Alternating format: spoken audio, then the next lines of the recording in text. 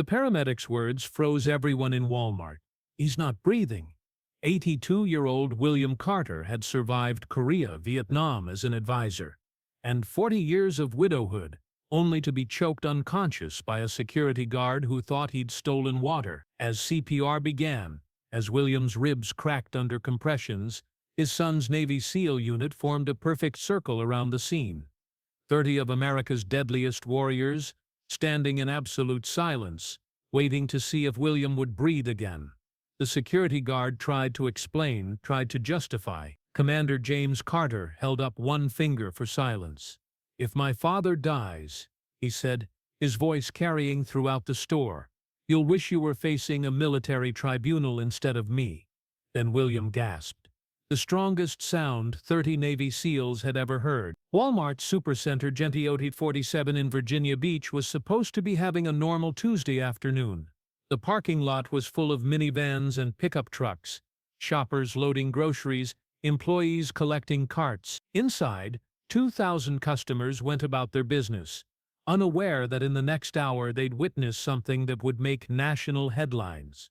William Carter pushed his cart slowly through the store, his movements deliberate and careful. At 82, shopping took time. His list, written in shaky handwriting, contained the basics: bread, milk, soup, and water. His wife Margaret had always done the shopping, but she'd been gone 4 years now, and William had learned to manage. He wore his Korean War veteran cap, not for attention, but because it helped people understand why he moved slowly, why his hands shook, why he sometimes forgot things. The cap was faded blue with gold lettering, a gift from his son James 30 years ago. The self-checkout lanes were busy, and William preferred them despite the technology challenges. He didn't like holding up lines, didn't like the impatient looks from younger shoppers when he counted exact change. At the self-checkout he could take his time. Security guard Marcus Thompson watched from his post near the entrance. 26 years old, 240 pounds. Recently hired after washing out of police academy for excessive force complaint. He'd been watching William for 20 minutes, convinced the old man's slow movements were suspicious. Thompson had a theory that elderly shoplifters moved slowly to avoid suspicion. He'd caught one last month, a grandmother stealing candy bars. He'd been promoted to head of security for that catch, and now he saw thieves everywhere. William scanned his items methodically. Bread, beep. Milk, beep. Soup, beep. He reached for the water bottle he'd placed in the cart's cup holder, the one he'd been sipping from while shopping because his medication made him thirsty. He meant to scan it, his hand was moving toward the scanner, but his attention was caught by the screen showing an error message. "Please wait for assistance," the machine announced. William pressed the help button and waited. A minute passed, 2 minutes. The store was busy, employees overwhelmed. William's hand cramped from holding the water bottle, so he set it down beside the register while he pulled out his wallet to have his payment ready. That's when Thompson moved. He'd been watching, waiting for what he considered proof. In his mind, William had deliberately bypassed scanning the water. The fact that the register was showing an error, that William had called for help, that the bottle was still sitting right there in plain sight, none of that mattered to Thompson. "Sir, you need to come with me," Thompson announced, grabbing William's arm. William looked confused. "I'm waiting for help." The machine froze. "You didn't scan that water." "I was about to." The machine stopped working. Thompson's grip tightened. To him, excuses were admissions of guilt. "Come with me, now." William tried to pull away. Not aggressively, just the instinctive reaction of an elderly man being grabbed. "Son, there's a misunderstanding. I'm paying for everything." That's when Thompson applied what he'd learned in his abbreviated police training, a chokehold he'd practiced but never properly mastered. His thick arm wrapped around William's throat from behind, immediately cutting off air and blood flow. "Stop resisting," Thompson shouted, though William wasn't resisting.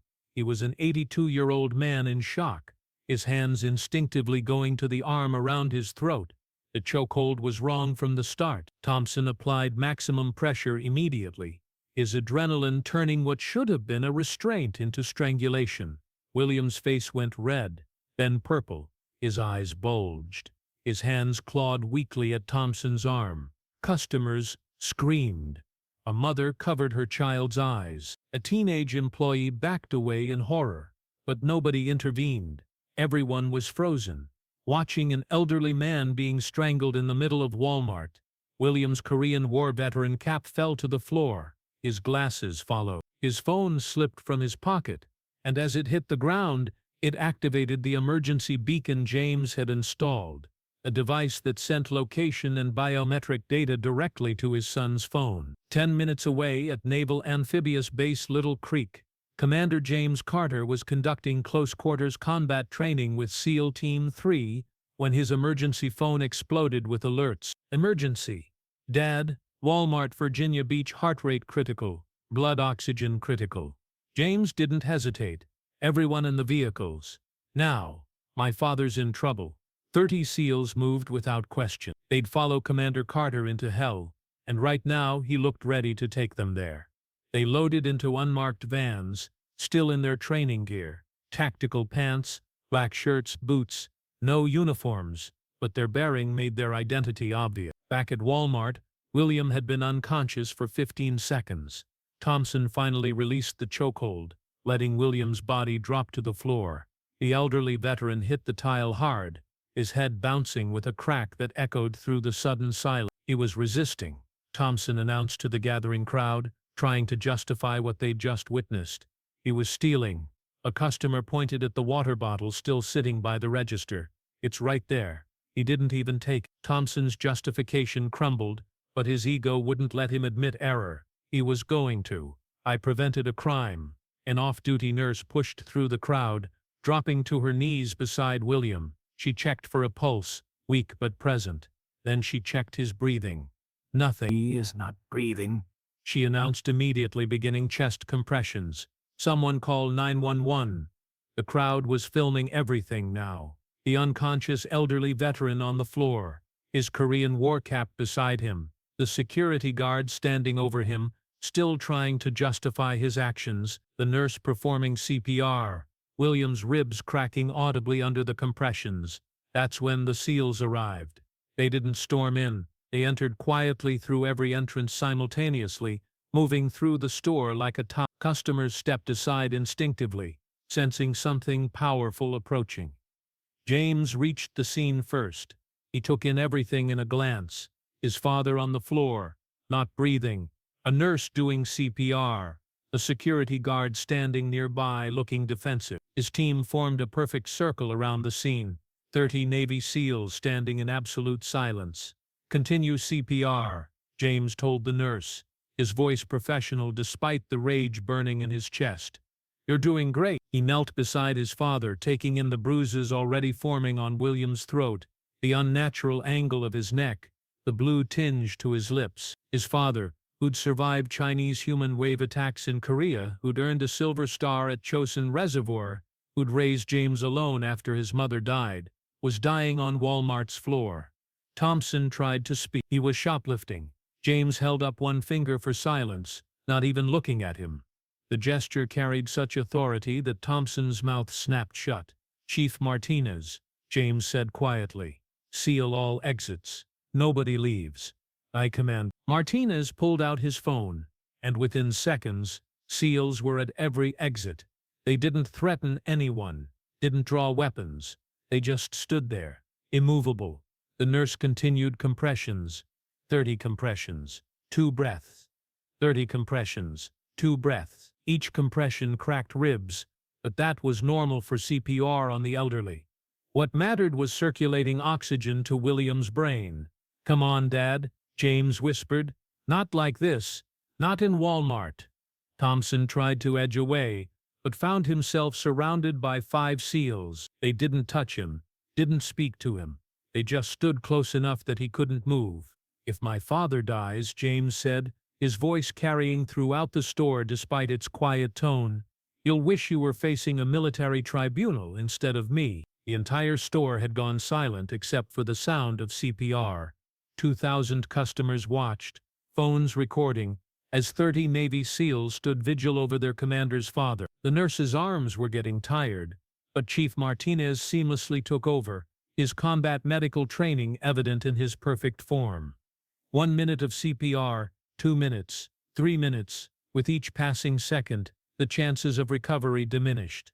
Brain damage began after 4 minutes without oxygen. William had been down for at least 2 before CPR started. Then at 3 minutes and 47 seconds, William gasped. It was weak, barely audible, but to the 30 SEALs, it was the strongest sound they'd ever heard. William's eyes fluttered open, unfocused, confused. "Dad," James said, tears streaming down his face. "Don't move. You're okay. I'm here." William tried to speak, but couldn't. His throat was too damaged. He looked around at the circle of SEALs, at the crowd, at the security guard being detained. Confusion filled his eyes. EMTs arrived, but they had to be cleared by the SEALs before approaching. As they worked on William, administering oxygen, checking vitals, preparing him for transport, James finally stood and turned to Thompson. "What's your name?" James asked quietly. "Marcus Thompson. I'm security." "He was stealing. He's an 82-year-old Korean War veteran," James interrupted. "He has a silver star, 2 bronze stars, and 3 Purple Hearts. He spent 6 months in a Chinese POW camp. He raised me alone after my mother died, and you choked him unconscious over a bottle of water that cost $1.50. Thompson's face had gone pale. "I didn't know. You didn't ask. You just attacked." The police arrived, but found themselves in an unusual situation. 30 Navy SEALs had locked down a Walmart, but they'd done it legally. No weapons drawn, no threats made, just their presence creating an impenetrable barrier. Lieutenant Sarah Kim of Virginia Beach Police assessed the situation quickly. "Commander Carter, I understand your father was assaulted?" "Attempted murder," James corrected. "We have video from multiple angles. My father was choked unconscious. He stopped breathing. If not for CPR, he'd be dead." Kim reviewed the footage on someone's phone. The video was damning. An elderly man standing peacefully, suddenly grabbed from behind and choked until unconscious. "Mr. Thompson, you're under arrest for assault and battery." As Thompson was handcuffed, Walmart manager Patricia Hayes arrived, having been called from her office. She saw the SEALs, the arrested security guard, the elderly man on a stretcher, and immediately understood she was facing a catastrophe. "Commander Carter, I'm so sorry. Your security guard nearly killed my father over water he was trying to pay for," James said. "Your policies created this. Your training failed, and my father paid the price." The EMTs were ready to transport William, but he grabbed James's hand. He still couldn't speak, but his eyes said everything. "I'm going with you, Dad," James assured him. "Chief Martinez, maintain the scene until police process everything. Full documentation." As William was wheeled out, something remarkable happened. Every customer in the store began applauding, not for the spectacle, but for William. Someone shouted, "Thank you for your service." Others joined in. The applause followed William all the way to the ambulance. At the hospital, the damage was severe. William's larynx was crushed, requiring emergency surgery. He had 3 broken ribs from CPR. He'd suffered a mild heart attack during the strangulation. The doctor said if CPR had been delayed even 30 seconds more, William would have died or suffered permanent brain damage. While William was in surgery, the video exploded across social media. "Walmart strangles veteran" trending within hours. The footage was horrifying. An elderly Korean War veteran choked unconscious over water, 30 Navy SEALs standing vigil, CPR being performed while the veteran lay dying. Walmart's corporate response was immediate. CEO Douglas McMillan personally called James. "Commander Carter, there are no words to express our horror at what happened. We're terminating everyone involved in hiring and training that guard. We're covering all medical expenses, and we're implementing nationwide policy changes."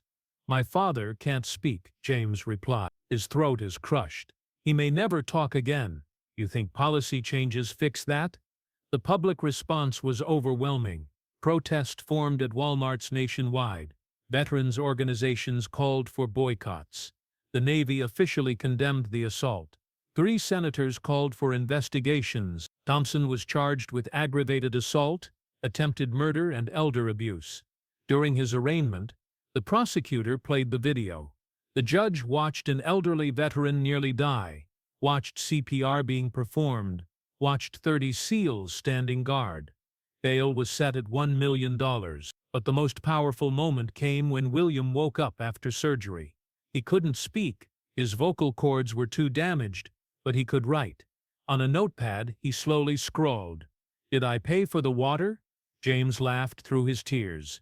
"Dad, Walmart says you have free groceries for life." William wrote again, "Don't need their groceries, need my voice back." The doctors were honest. William might never speak normally again. The damage to his throat was severe, complicated by his age, but the Navy community rallied. The best throat specialists were flown in. Experimental treatments were authorized. If anyone could recover, it would be William Carter. The aftermath of the Walmart incident revealed a darker pattern that investigators hadn't initially discovered. When Detective Michelle Roberts dove into Marcus Thompson's employment history, she found 4 previous security jobs in 18 months, each ending with resignation after incidents involving elderly customers. At a Target in Norfolk, Thompson had thrown a 73-year-old woman to the ground for suspicious behavior. She'd been comparing prices on her phone. At a Food Lion in Chesapeake, he'd locked a 78-year-old man in a storage room for 2 hours, accusing him of stealing batteries he'd actually paid for. Each time, the stores had quietly settled to avoid lawsuits, and Thompson had moved on. "This man was a predator targeting the elderly," Detective Roberts told James. "Your father wasn't his first victim, just his first to fight back."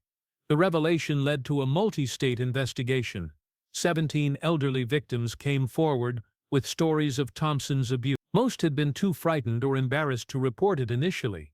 William's case gave them courage. During this investigation, William received an unexpected visitor at his rehabilitation facility. Master Chief Robert Kim, retired Navy SEAL, age 75, rolled into William's room in a wheelchair. "You don't know me," Kim said in a voice destroyed by throat cancer, "but your son saved my life in Afghanistan. Carried me 2 miles under fire after an IED took my legs. When I heard what happened to you, I had to come." Kim had brought something with him. A challenge coin from SEAL Team 3, one of only 50 ever made. "Your son's team wanted you to have this. You're not a SEAL, but your family. Every SEAL knows your name now." William tried to speak but could only whisper. "I didn't do anything special. You survived," Kim replied. "And you raised a son who became what we all aspire to be. That's special enough."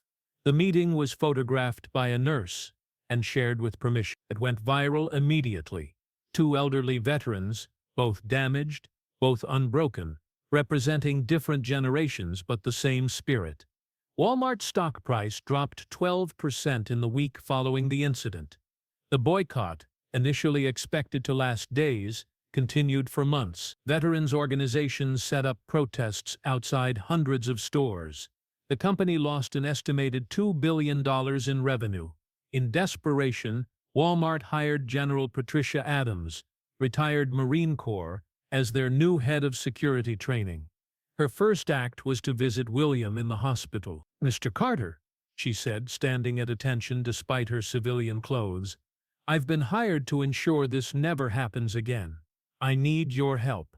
Will you teach our trainers what they should look for versus what Thompson thought he saw?"